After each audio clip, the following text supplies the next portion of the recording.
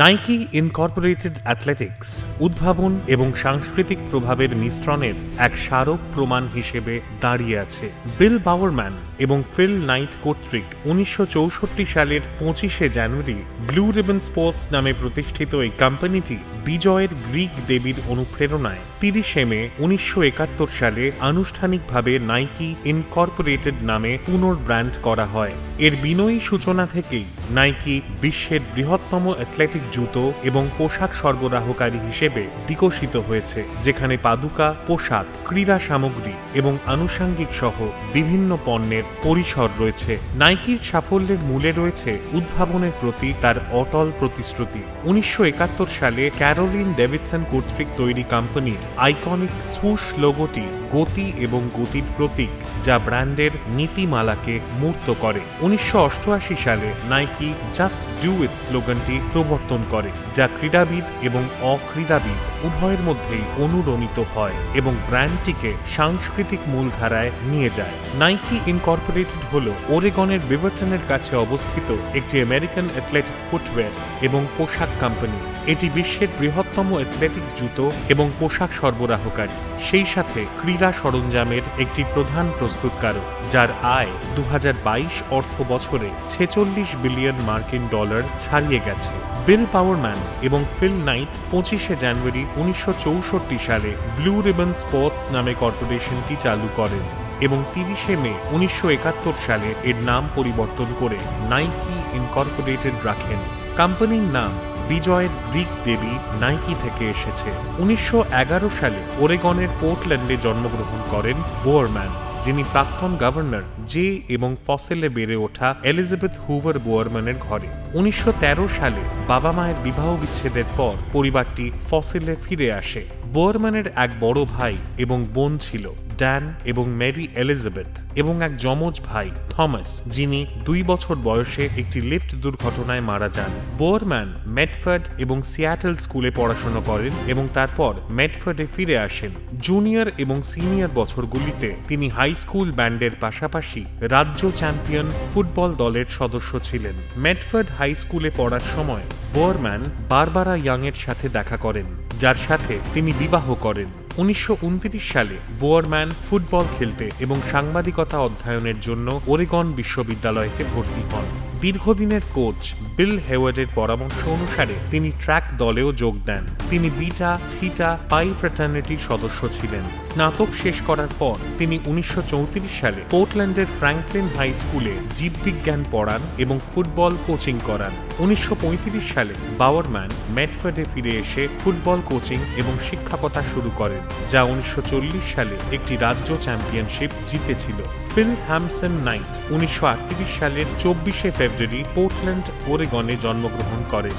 বিল night ছিলেন একজন আইনজীবী, যিনি পরে সংবাদপত্র প্রকাশক হয়েছিলেন এবং লোটা ক্লয় নাইটের ঘরে জন্মগ্রহণ করেন। তিনি ইস্ট মোরল্যান্ডের পোর্টল্যান্ড এলাকায় বেড়ে ওঠেন এবং ক্লিভল্যান্ড হাই স্কুলে পড়াশোনা করেন। একটি সূত্র অনুসারে যখন তার বাবা তাকে তার সংবাদপত্রে গ্রীষ্মকালীন চাকরি দিতে অস্বীকৃতি জানান, এই বিশ্বাসে যে তার ছেলের নিজের কাজ খুঁজে পাওয়া উচিত, নাইট প্রতিদ্বন্দ্বী ওরেগনিয়ানে যান, যেখানে তিনি সকালের শিফটে খেলাধুলোর স্কোর ট্যাপ করে কাজ করতেন এবং পুরো 7 মাইল দৌড়ে বাড়ি ফিরতেন।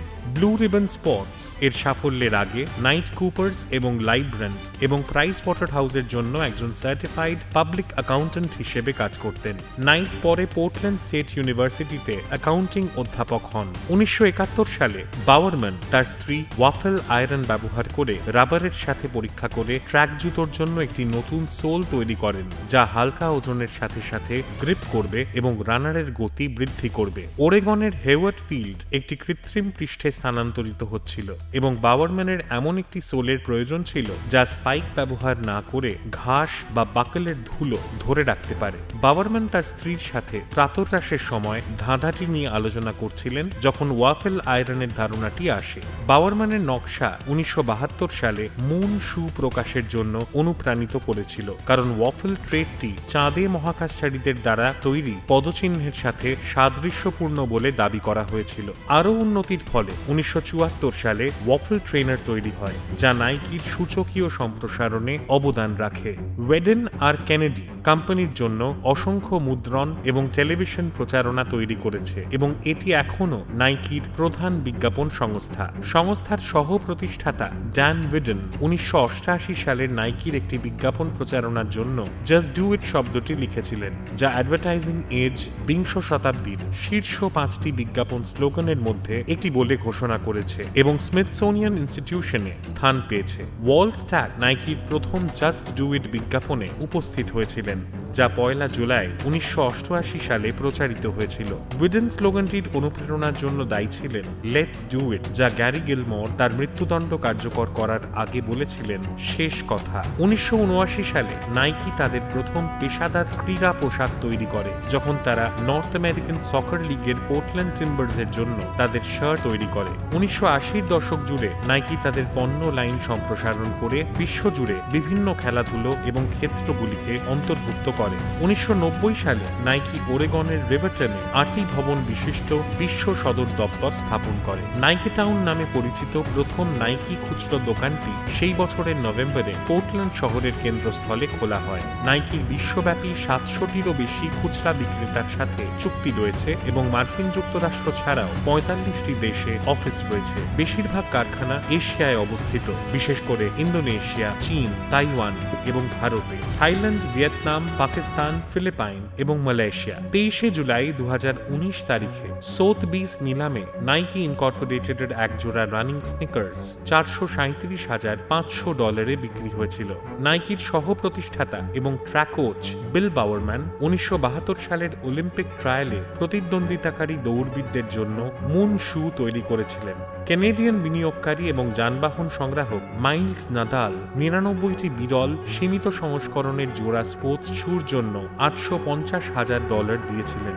একজোড়া স্নিকার্সের জন্য এই ক্রয়মূল্য সর্বোচ্চ ছিল। এর আগের রেকর্ডটি ছিল 2017 সালে ক্যালিফোর্নিয়ায় স্বাক্ষরিত কনভার্স জুতোর জন্য $190,373, যা 1984 সালের অলিম্পিক বাস্কেটবল ফাইনালে মাইকেল জর্ডান পরেছিলেন বলে জানা গেছে। ক্লাইমেট কাউন্টস এবং অন্যান্য সংস্থাগুলি নাইকির গ্রাইন্ড প্রোগ্রামের জন্য তাদের প্রশংসা করেছে, যা পণ্যের জীবনচক্রের সমাপ্তি ঘটায়। নাইকি 1993 সাল থেকে রিইউজ এ শু ধারণাটি তৈরি করে আসছে। এটি নাইকির দীর্ঘতম চলমান প্রোগ্রাম, যা পরিবেশ এবং সম্প্রদায় উভয়ের জন্যই উপকারী। সমস্ত ধরনের পুরনো অ্যাথলেটিক জুতো সংগ্রহ করে এবং প্রক্রিয়াজাতকরণ এবং পুনর্ব্যবহার করে তৈরি উপাদানগুলি তখন বাস্কেটবল কোর্ট, জগিং ট্র্যাক এবং খেলার মাঠের মতো ক্রীড়া পৃষ্ঠ তৈরিতে ব্যবহার করা হয়। নাইকি ফ্রান্স তাদের রিইউজ এ শু প্রোগ্রামটি অনলাইনে উপলব্ধ করে, যার ফলে গ্রাহকরা তাদের পুরনো জুতো ডাকযোগে পাঠাতে পারবেন। 2017 সালে অনুমান করা হয়েছিল যে 1993 সাল থেকে 2,80,00,000 জুতো সংগ্রহ করা হয়েছে। 1990-এর দশকের গোড়ার দিকে নাইকি ফুটবলে ব্যাপক প্রচারণা চালায়। রোমারিও, এরিক ক্যান্টোনা এবং এডগার ডেভিডসের মতো সুপরিচিত এবং গতিশীল খেলোয়াড়দের সাথে স্পন্সরশিপ চুক্তি স্বাক্ষর করে। Ronaldo, Ronaldinho, Francesco Totti, Thierry Henry, Didier Drogba, Andres Iniesta এবং ওয়েন রুনির মতো শীর্ষ খেলোয়াড়দের চুক্তিবদ্ধ করে ক্লাবটি প্রসারিত হয়। তাদের কাছে Cristiano Ronaldo, Zlatan Ibrahimovic, Neymar, Harry Kane, Eden Hazard এবং কিলিয়ান এমবাপে সহ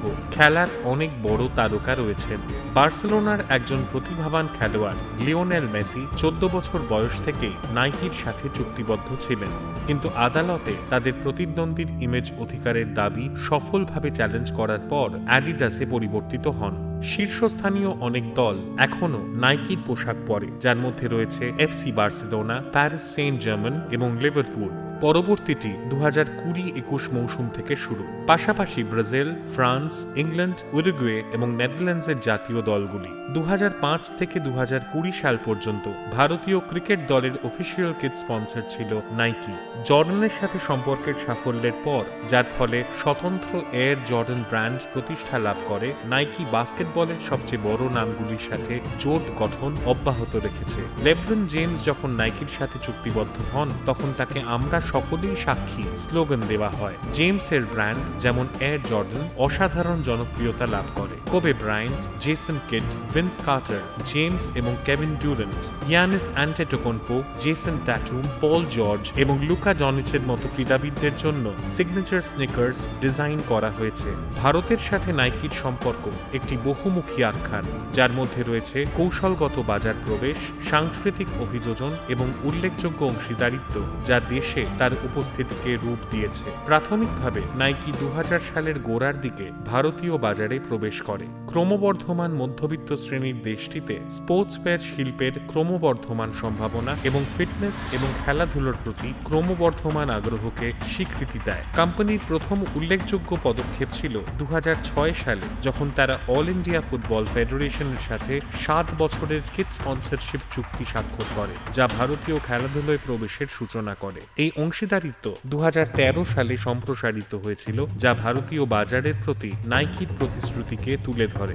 ফুটবলের বাইরেও ভারতে নাইকির বিপণন কৌশলগুলি উল্লেখযোগ্যভাবে স্থানীয়করণ করা হয়েছে। সবচেয়ে প্রভাবশালী প্রচারণাগুলির মধ্যে একটি ছিল দাদা ডিং, যা 2016 সালে চালু হয়েছিল, যা ভারতের মহিলা ক্রীড়াবিদদের উদযাপন করেছিল। বিজ্ঞাপনটিতে ক্রিকেট, বক্সিং এবং ব্যাডমিন্টন সহ বিভিন্ন খেলায় দক্ষতা অর্জনকারী বিভিন্ন ধরনের মহিলাদের দেখানো হয়েছিল এবং দাদা ডিং গানটির সাথে ছিল প্রাণবন্ত ট্র্যাক। এই প্রচারণা ভারতীয় দর্শকদের কাছে গভীরভাবে অনুরণিত হয়েছিল। স্থানীয় সাংস্কৃতিক গতিশীলতা সম্পর্কে নাইকির বোঝাপড়া এবং খেলাধুলোর মাধ্যমে নারীর ক্ষমতায়নের প্রতিশ্রুতি তুলে ধরে। 2025 সালের মে মাসের হিসাব অনুযায়ী নাইকির বাজার মূলধন আনুমানিক $63.11 বিলিয়ন।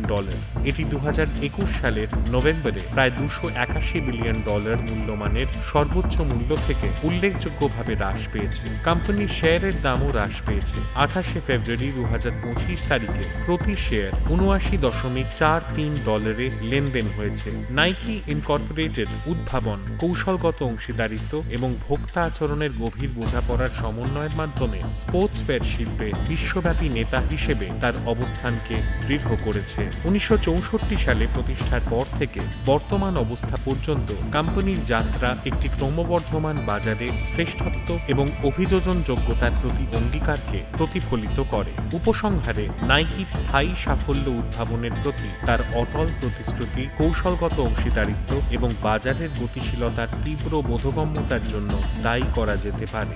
কোম্পানিটি যতই বিকশিত হচ্ছে, স্পোর্টসওয়্যারে শ্রেষ্ঠত্বের প্রতীক হিসেবে এর উত্তরাধিকার দৃঢ়ভাবে অক্ষত রয়েছে, যা ক্রীড়াবিদ এবং গ্রাহকদের উভয়কেই জাস্ট ডু ইট করতে অনুপ্রাণিত করে।